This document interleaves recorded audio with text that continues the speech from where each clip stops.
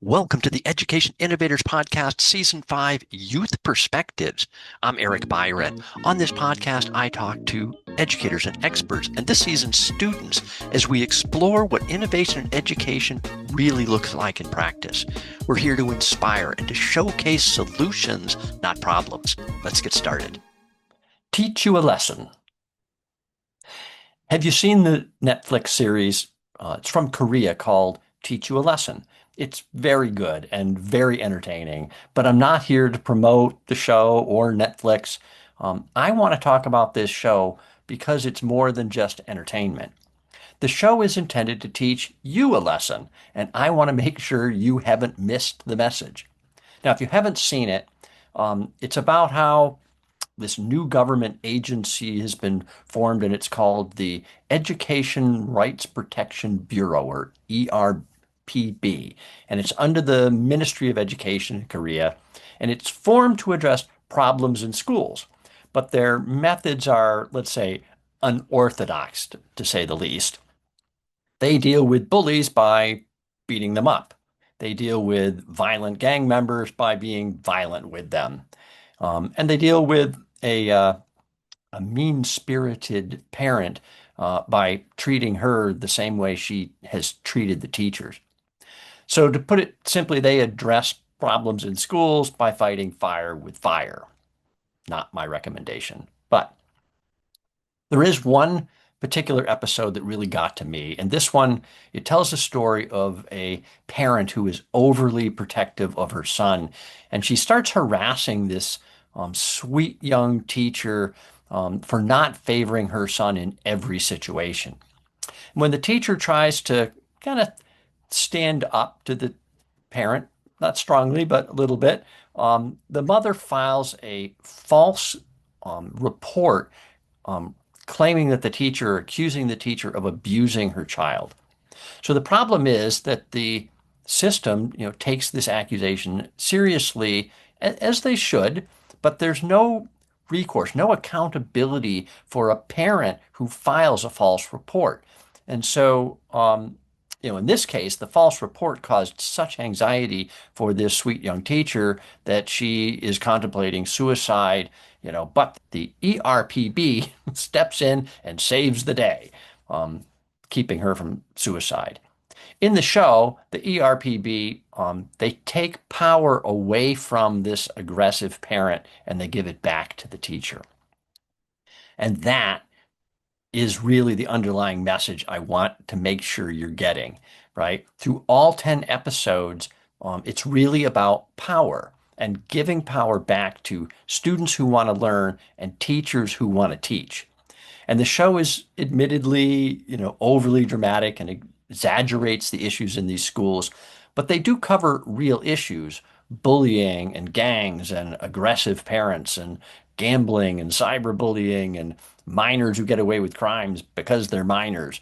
And there's, some heavy duty stuff in here, and in some cases emotionally charged, like teen suicide and teacher suicide.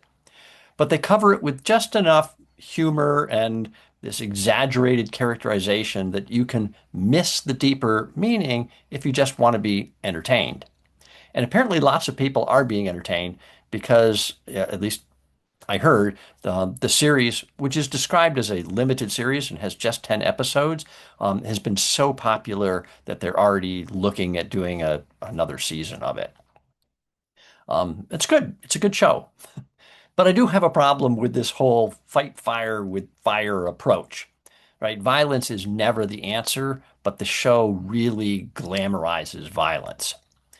So failing to hold, accountable students who are violent or deal drugs or harass other students, that's just not acceptable. And in the show, of course, the bad guys are held accountable and, or they're reformed, which in this case means beaten into submission. But there's always another school in crisis and out of control. So if these are real issues, what are the real solutions? All right, well, uh, we need to create safe environments, right? This is obvious, right? Safe environments for students to learn and grow into productive members of society. Easier said than done.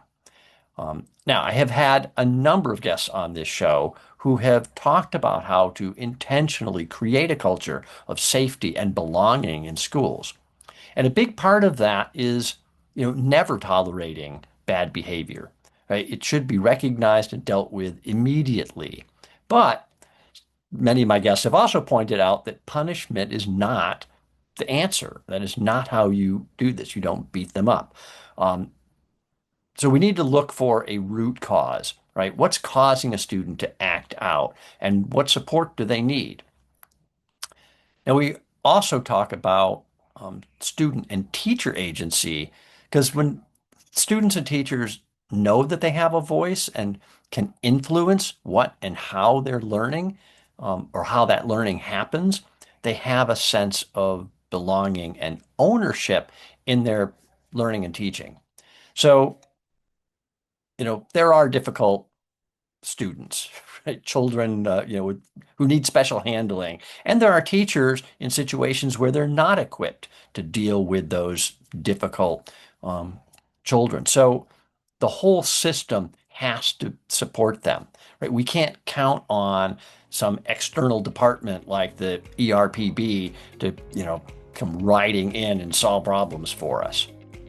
So I encourage you, watch the show, teach you a lesson, and think about what's happening in your schools, right?